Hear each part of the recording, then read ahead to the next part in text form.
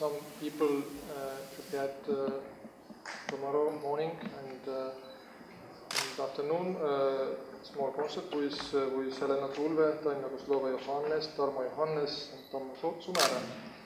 And let's see what they done was. Please.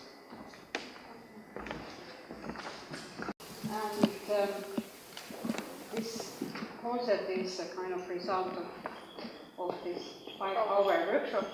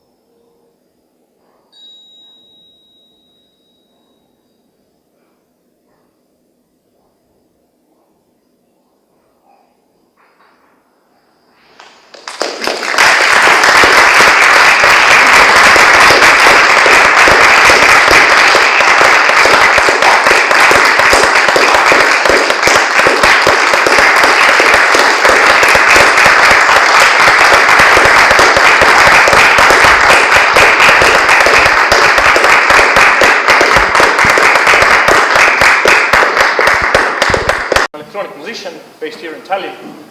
I'm mostly working in electronic music studio in Music Academy.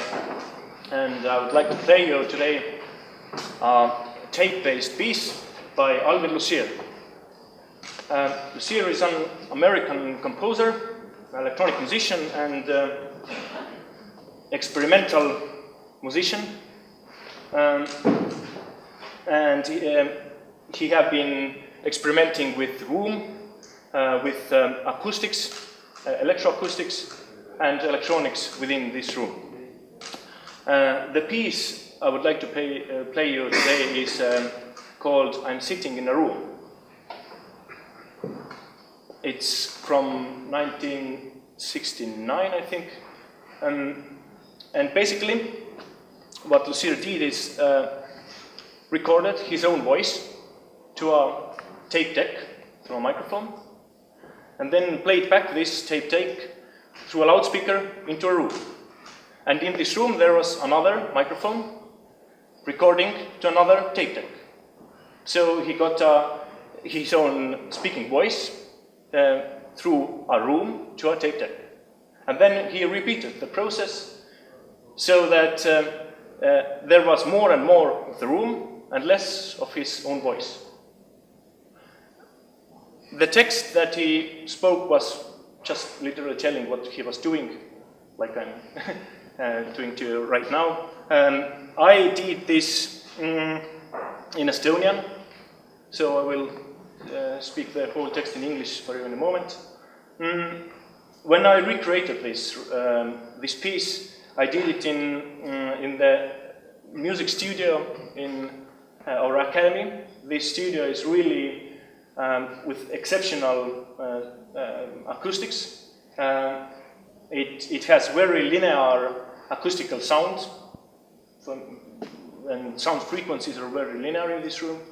And I recorded with really, really high quality microphones and played them back in, well, one of the world's best studio loudspeaker.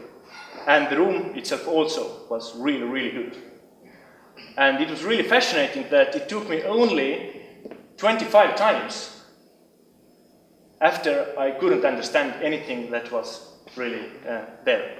Only the resonance of the room itself was there, and not any text anymore, only the room. Because of the length of text, this 25 repetitions is a little bit longer than 20 minutes, so I cut it a little bit, cheated a bit, so I'm playing a little bit shorter version where the later parts are cut off, but I hope you will get the point of it. I'll tell the text in English. What Lucier was speaking was, I am sitting in a room, different from the one you are in now. I am recording the sound of my speaking voice, and I am going to play it back into the room again and again, until the resonant frequencies of the room reinforce themselves so that any semblance of my speech, with perhaps the exception of rhythm, is destroyed. What you will hear then are the natural resonant frequencies of the room articulated by speech. I regard this activity not so much as a demonstration of a physical fact, but more as a way to smooth out any irregularities my speech might have. By irregularities, Lucier was referring by his own stuttering, his stuttering voice. And it is really fascinating that the room plays so much role what we really hear. If you are hearing my voice right now, most of the things you hear is the room, not my real voice. And if we play something from loudspeakers, it doesn't really matter how high quality the loudspeakers are. The room itself plays a lot bigger role in this hearing process than the loudspeakers or microphones or whatever technology we might have. Okay, anyway, I just play you the piece right now in Estonian. Oh, I wanted to say that this is pre-recorded, it's like tape-based. Well, today it's tape-based. It's kind of a funny meaning to really, we did it with computers, but it means that it's just I play the play button and then we'll listen on. I could have done technically this live right now in here. But when doing this live, all of the noises you are making, I'm making myself, and all the other stuff is making it so different than the original speaking text that it wouldn't make any point of the sound of the room anymore. So I will have it in recorded format. Ma istun ühes toas, teistsuguses kui see, kus teie praegu olete. Ma salvestan oma kõnelevat häält ja ma lasen seda ruumis kõlada ikka ja jälle, kuni helid, mis ruumis võnguvad, üksteist võimendama hakkavad. Ja hävib minu kõne iga erijoon, välja arvatud ehk rütm. Ja siis te kuulete ruumi loomulikke võnkeid, mille kõne välja toob. Ja ma ei tee seda katset füüsikatõdede näitlikustamiseks, vaid selleks, et tasandada ükskõik milliseid eripärasusi, mis minu kõnel võivad olla. Ikka ja jälle, kuni helid, mis ruumis võnguvad, üksteist võimendama hakkavad. Ja hävib minu kõne iga erijoon, välja arvatud ehk rütm. Ja siis te kuulete ruumi loomulikke võnkeid, mille kõne välja toob. Ja ma ei tee seda katset füüsikatõdede näitlikustamiseks, vaid selleks, et tasandada ükskõik milliseid eripärasusi, mis minu kõnel võivad olla.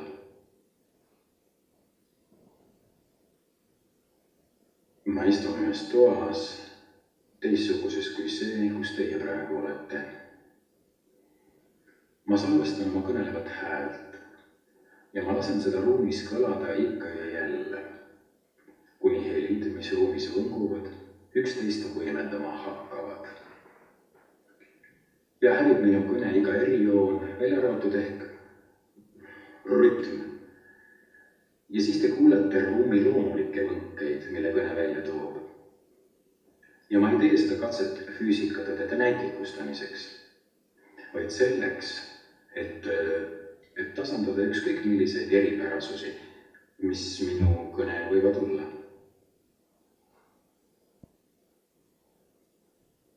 Ma istun ühes toas, teistsuguses kui see, kus teie praegu olete. Ma salvestan oma kõnelevat häält ja ma lasen seda ruumis kõlada ikka ja jälle, kuni helid, mis ruumis võnguvad, üksteist võimendama hakkavad. Ja hävib minu kõne iga erijoon, välja arvatud ehk rütm. Ja siis te kuulete ruumi loomulikke võnkeid, mille kõne välja toob. Ja ma ei tee seda katset füüsikatõdede näitlikustamiseks, vaid selleks, et tasandada ükskõik milliseid eripärasusi, mis minu kõne võivad olla.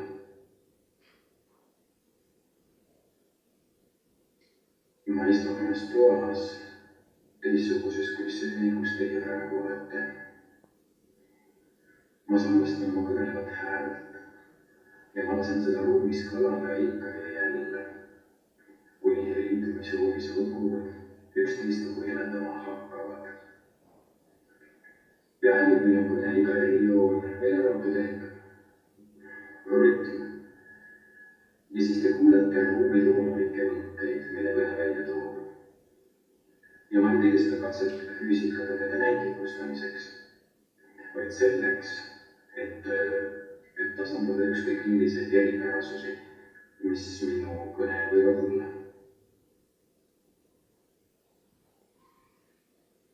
Ma istun ühes toas, teistsuguses kui see, kus teie praegu olete. Ma salvestan oma kõnelevat häält ja ma lasen seda ruumis kõlada ikka ja jälle, kuni helid, mis ruumis võnguvad, üksteist võimendama hakkavad. Ja hävib minu kõne iga erijoon, välja arvatud ehk rütm. Ja siis te kuulete ruumi loomulikke võnkeid, mille kõne välja toob.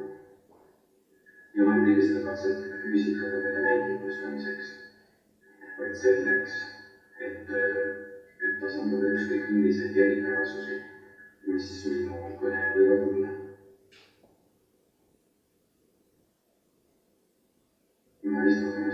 joomas teistsuguses, kus see minus teie praegu olete.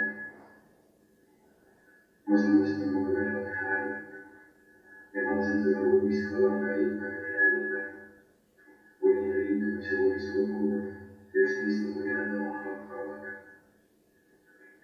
Jäänud minu kõnega ei joo veeratu teid. Loodetud. Ja siis te kuulete ruumi loomulikke mõtteid, mille välja toob. Jumal teile seda katset füüsikaga näitlikustamiseks, vaid selleks, et tasandada ükskõik milliseid järgmärasusi, mis minu kõne võivad olla.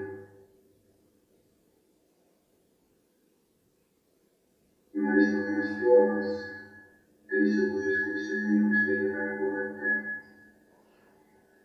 Ma salvestan oma kõnelevat häält ja lasen seda ruumis kõlama ikka järele. Kuni liitumise ruumis lukud, kes mõistlikult jändama hakkavad. Jäänud minu kõnega ei joo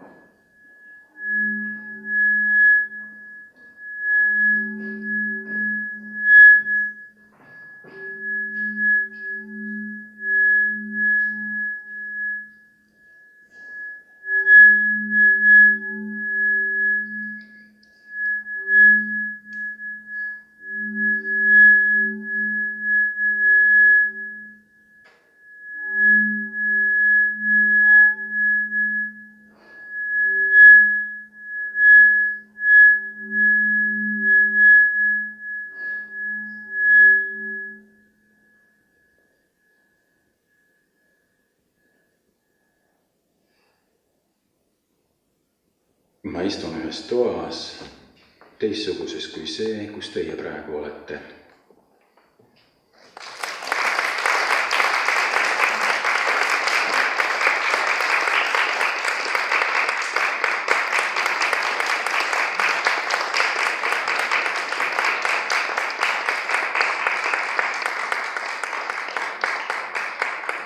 This is one piece we worked today in the workshop, and the idea is now to dive into one sound. Well, the harmonics or the partials of the sound are now destructive and split apart. And what you will hear are the harmonic partials of the sound that are made to rotate the room, and every player can control one of the harmonics and also play some rhythmical attacks. So in this room, these parts of the one sound, they meet and construct and then create new sounds. Also I will play on the flutes with this sound circulation, so we try to really play together.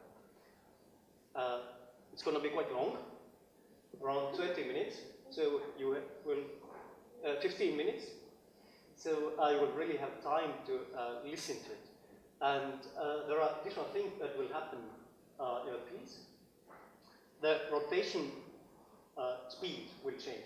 Also, the harmonic, the timbre will grow, so it will fill up the frequency space. And also there are some parts where the frequency changes, and then you will hear a lot of different acoustical effects. So it takes some minutes, we get ready, and then we'll start.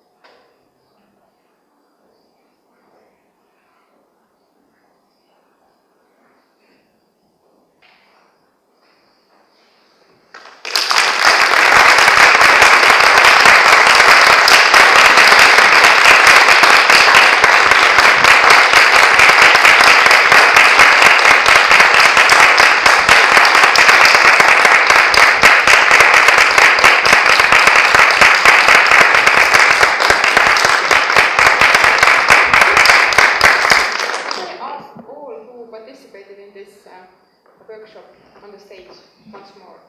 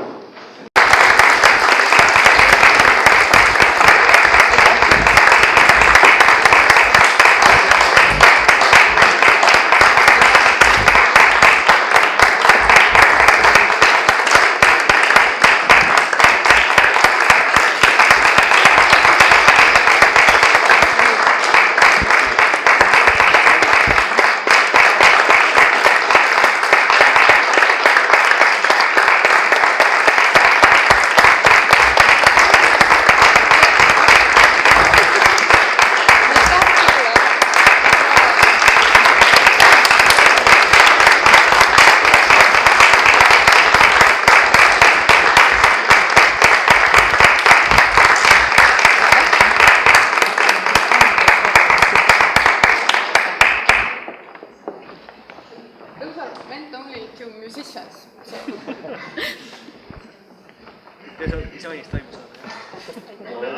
Thank you for Helena, Tammo, Tarmo and Tanja.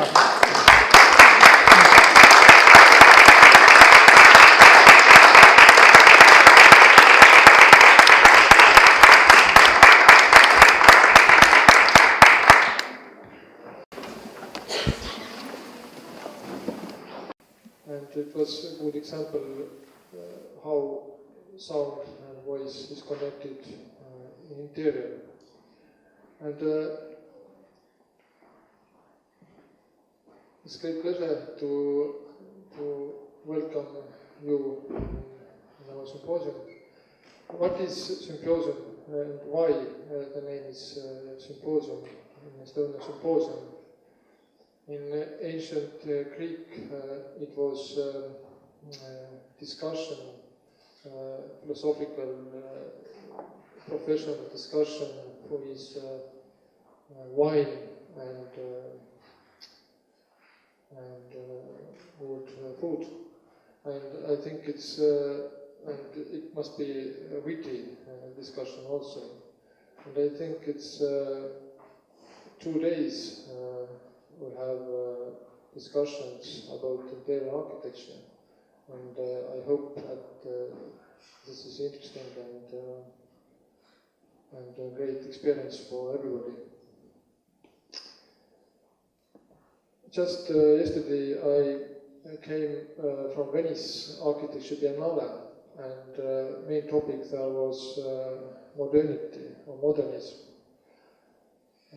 I think in Estonia, interior architecture also somehow connected with modernity or modernism, modernism in architecture, because our first great interior architects, Väinö Tamm and Vello Asi, were also great modernists. And the main dynamics between theory and practice, everybody we have studied somewhere, some time, and that we have our practice also. And I think in Estonia we are more practitioners, but of course it's connected by theory.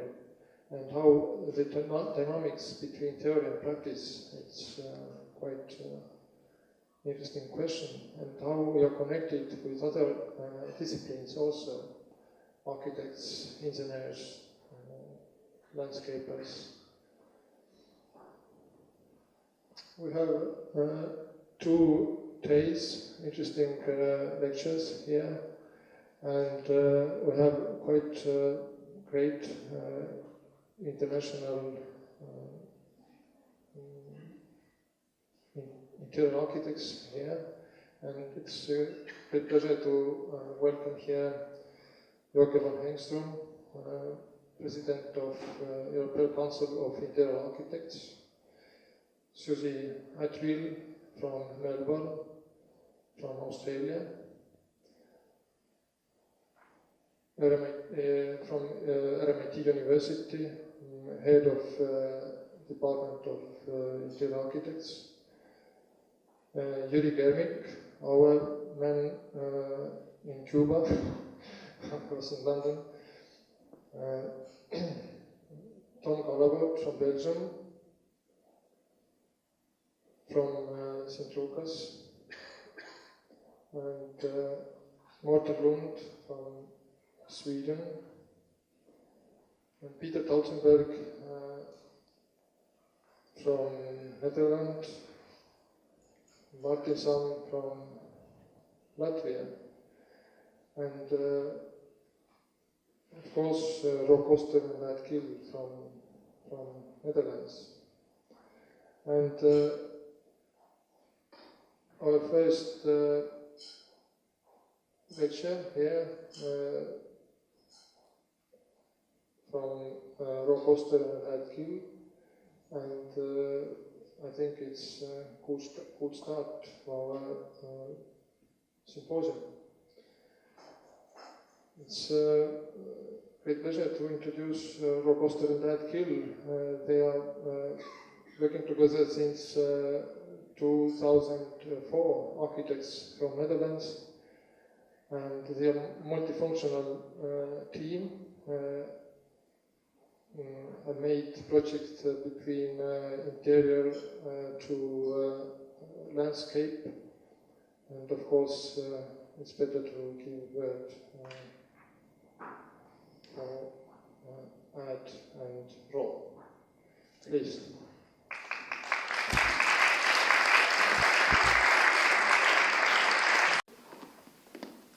Hello everyone, it's very nice to be here, and we're very proud that we can start today, because we're not used to it.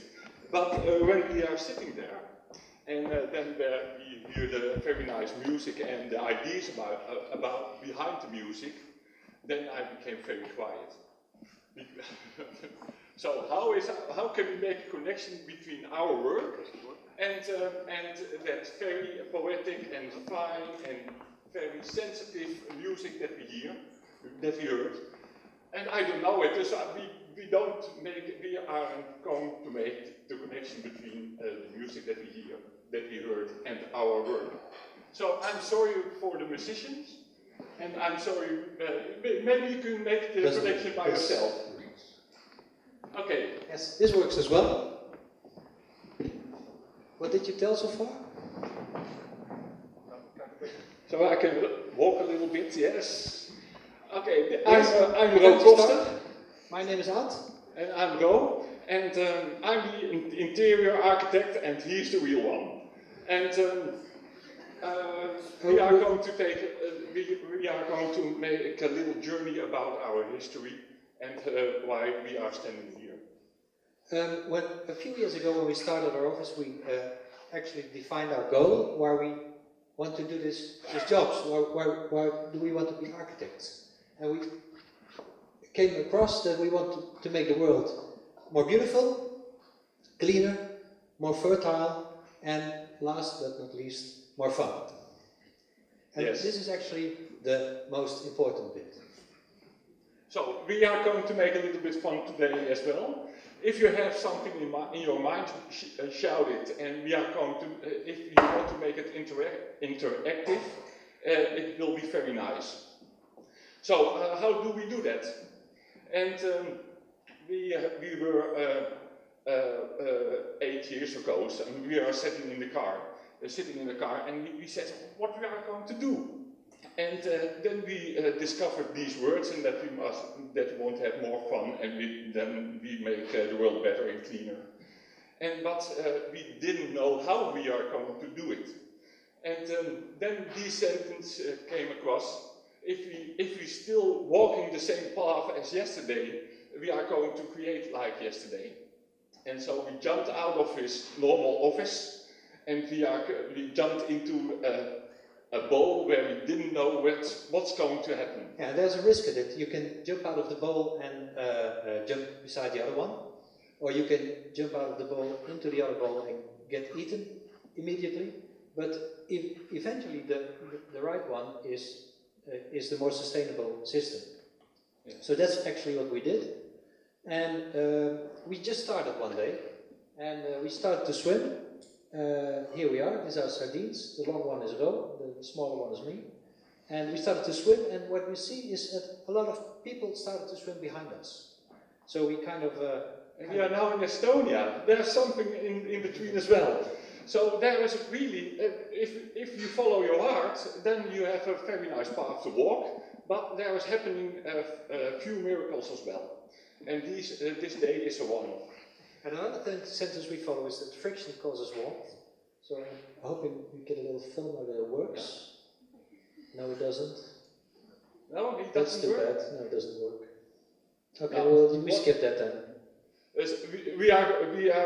This is our relationship with our clients. If we pour into the mud, there is cars coming out, and there is a little explosion, and that you see on that film. And so we don't only say yes to our clients, but we want to make a trip with them, a journey for how to discover what the questions behind this question is.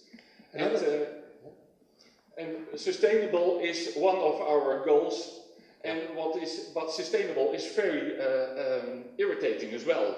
Yeah, because the normal sense of sustainability means you get to reduce your footprint. So if the less you are there, the better it is. So, and we don't like that. We want to be there a lot. We want to actually enlarge our footprint. So we want to leave big, flat, muddy footprints, which creates biodiversity, which clean the air, and which makes the world more beautiful. And that it grows. And that is not an end point, but the footprint is a start. So this is the project one, the Circle of Life. And this was the real sustainable thing that we ever did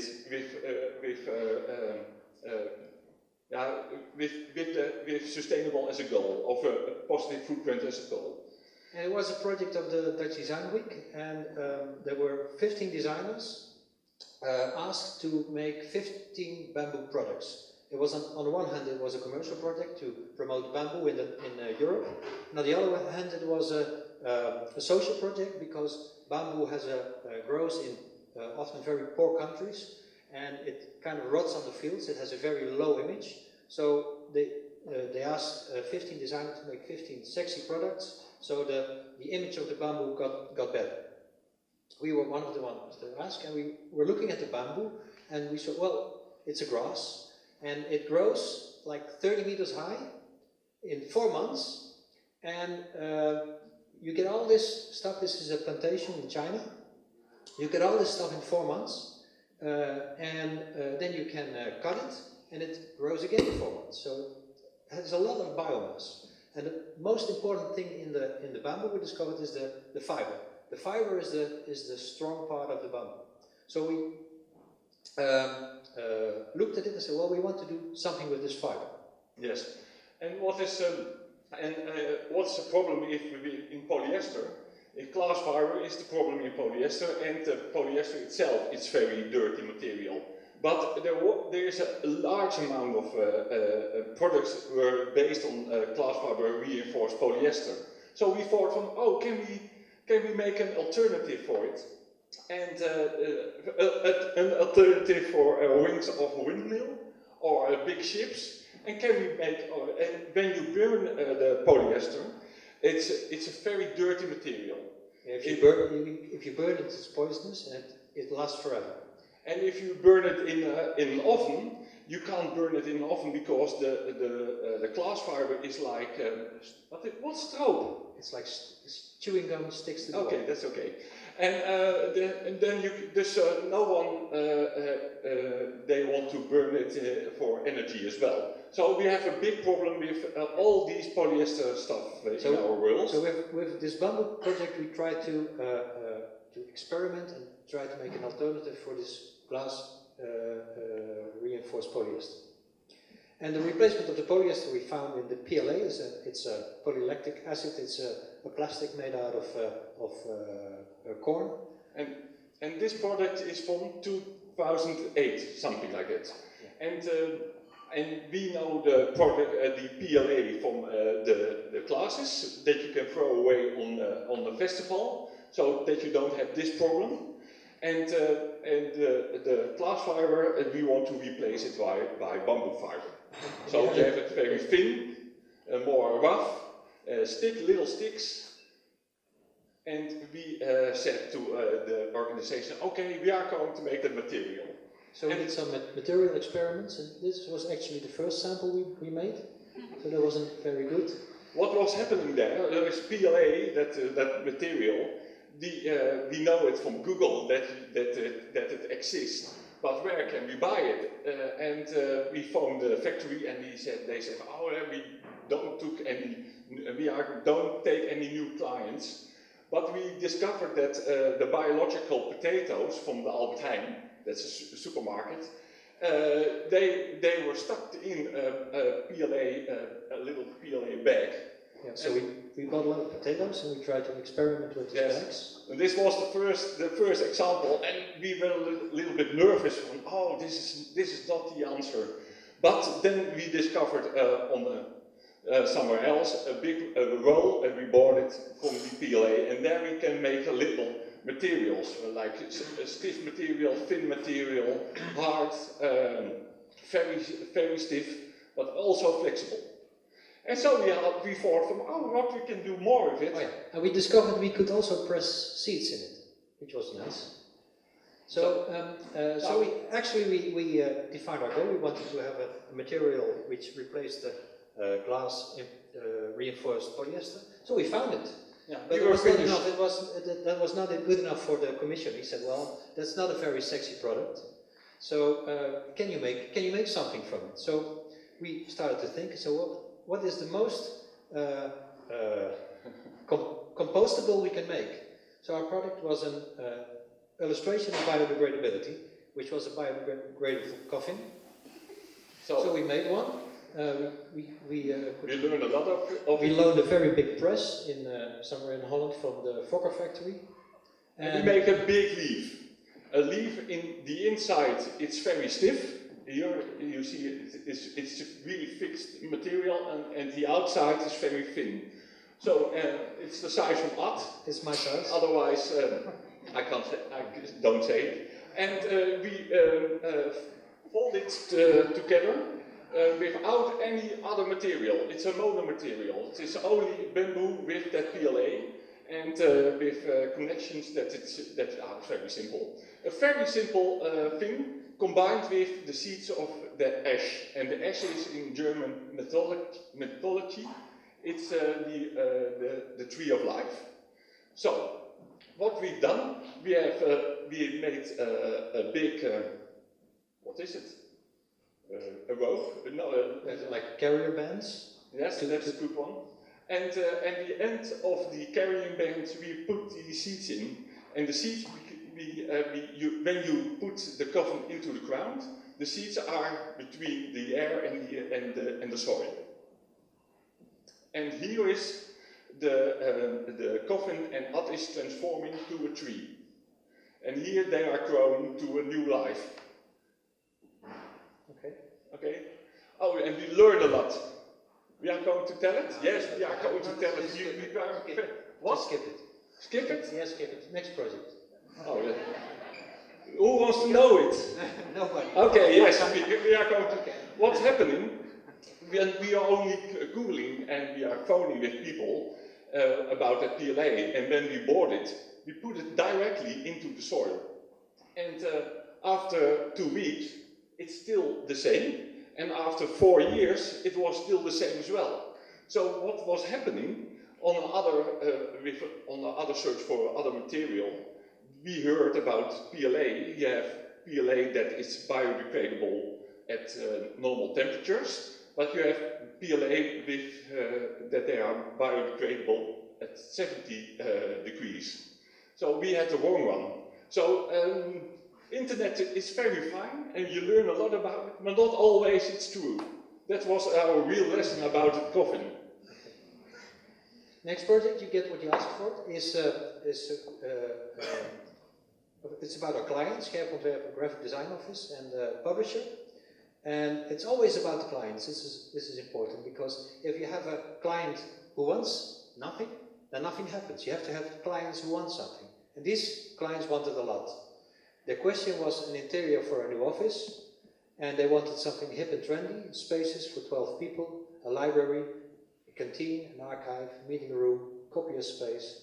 And what did they have? They rented a very poor and messy space, 200 square meters, split level, which wanted to be a very modernistic space, but it wasn't. It looked like this, and we went to look there, and we talked to them. We said, well, the first question we had is, can you get rid of it? Can They you said rent no. something else? They signed just the day before that they wanted to rent it for 5 years. Yeah, So then we thought, oh, how are we going to solve it? And the idea is that that space want to be a clear modern space, but it isn't. And so how can we make it the space that it wants to be? And then we had a look at clear modern spaces, and we came across this, and you of course all know this. This is Central Park in New York, and the rule here is very simple. You have a big square, and the rule is you may not build it. And what you see is that the quality of the city. This is a photo from the 30s. Goes to the edges of the emptiness. So everyone wants to live on the edge there, and to look at nothing. And then we thought, oh, that's the solution for our interior. So we took that urban thing, and we put it in our interior, like this. So all the black is the open space in the interior. So we took the biggest rectangle which was possible, and left it open. And we filled, that's the grey, we filled the rest with material. And then we took a big mouse and we let them aid all of the functions. Yes, so we have there the meeting room, the library, the canteen, cupboards, working spaces, the stairs inside, and so on. And we put a big central desk in the middle. Which other input did we have? Working with 12 people in one room requires good sound absorption. Like this? Like a dead room. There was too little money. And they had really too little money. They had only a third that we need if you want to have that you want to make it like a normal carpenter. So then we thought, how are we going to solve the problem? And the solution lay in the fact that they rented the office for 5 years, and they were planning to leave the office after 5 years. So we had to make an interior which only lasted 5 years. Which is, of course, recyclable. If you make it for 20 years, you have to make it recyclable as well. But that's another thing. Yeah, like this. But this is the work. They live from paper. They are graphic designers and a publisher. And these books they are making. And then we thought, can we do something with that? And why not living in paper, like these boys? And so we had here the material, cardboard. And you have in the Netherlands a special factory for honeycomb cardboard, and it's really cheap material, but it's very stiff as well. So we thought okay, we are going to make everything from cardboard, the cupboards, the meeting rooms, the working spaces, and so on.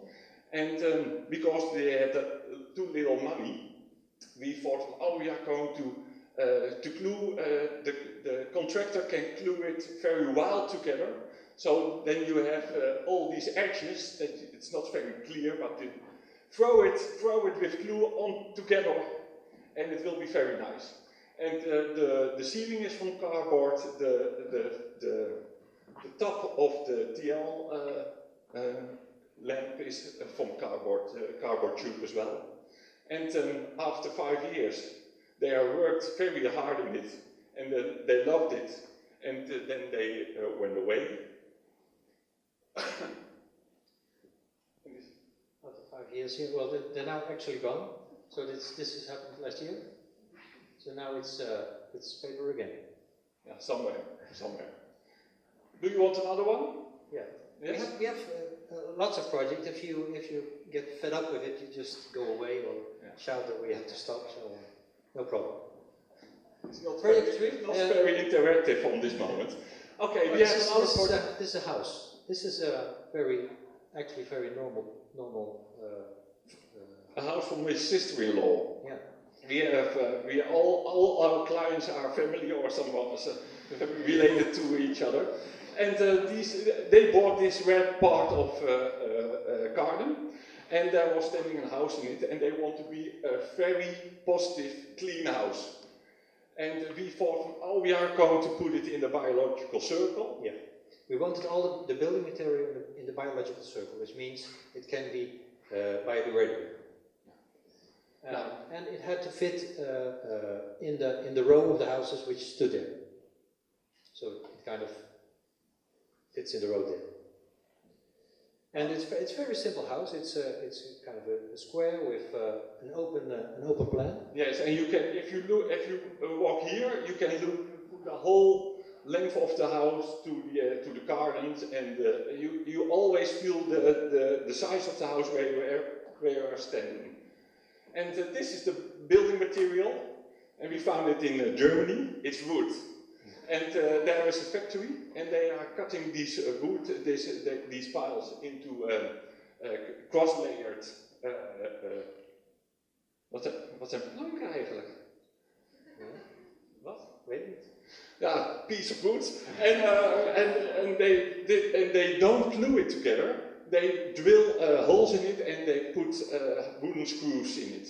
Yeah, so it's 100% wood, no Yeah. glue, no poison. Yeah. So it's kind of a yeah, it's a building system. Prefabricated system. Yes. Very simple. You order it in the factory and they are delivering it. And this is the real nice question: how many time does it will it take that all the woods in Germany grows one house? Yes, that's the good one. Yeah, so okay, say shout something. Little quiz question: all of the woods in Germany, how many times does it take to grow one of these houses? Anybody one idea? Yes, I see. There's 1 day. 1 day. Okay, who more or less? 2 seconds. Okay. Okay, you're closer. Yeah. It's 40 seconds. 40 seconds. So every 40 seconds there grows one of these houses in Germany. Which was that was really an eye opener for us. So on that moment, I feel really inside renewable materials. And about self-growing, and from it's never stops that system. So we put also Pavatex. It's a wood pulp insulation, and the roof we put some sheep in, and we put turfdak, peat, a peat roof. It's a Norwegian system. Probably you know it better than we are. We know it. And the cladding is Accoya, which is a Dutch system which makes wood more durable. And actually, this is the house with the grass roof. We could tell a lot about ventilation systems. It's natural ventilated. We have no pipes in it. No. And this is the most important one. You said the same thing about. Okay, we are really connected to each other. This is really the important one. Here, do you see that the house is not designed on the space or only on the materials, but it's designed like an ecosystem. It's like an ecosystem on the plot. So all of the water is collected. It comes into a filter. Then it goes to a pond where you can swim in, and from the pond it's used in the toilets and in the shower. And if there's too much water, it goes over the edge. It goes to another pond where frogs live and toads, and it's all designed as an ecosystem. Yes. So here you see it in the row of the street. That's the beetle of the street. And what's happening, what's the real nice thing about that roof, is that we put seeds in it from the red list. Do you know a red list? Now you have the in Netherlands. For the endangered species. Yes. So you could grow local endangered species on the roof. So everything is very happy there, and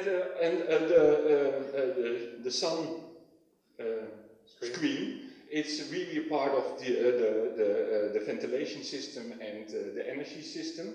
And the nicest thing is the knikkerbaan for the water.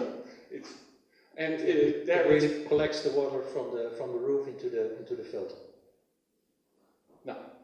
Yeah. No, I'm happy with it.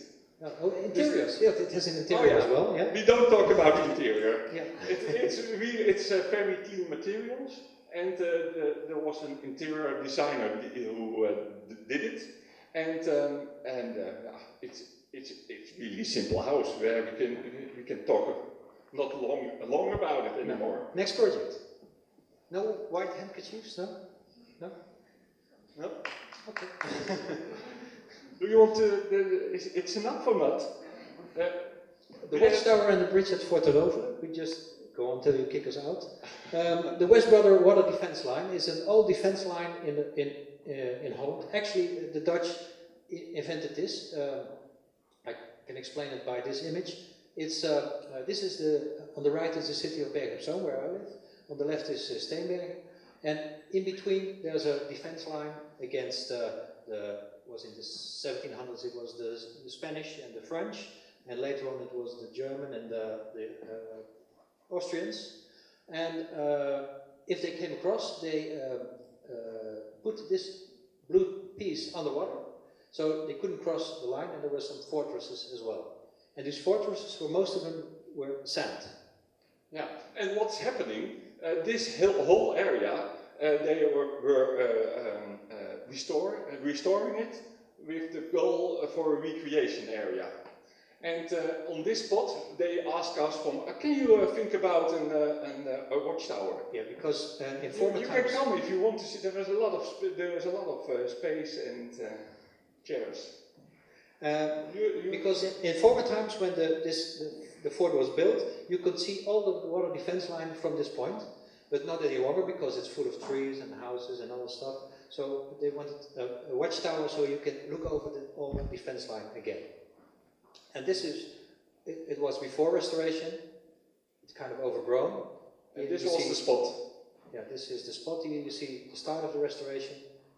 Here you see the size of the fortress. But there's a person, you can see how big it is, and this is built in 1629 with 3,000 people by hand.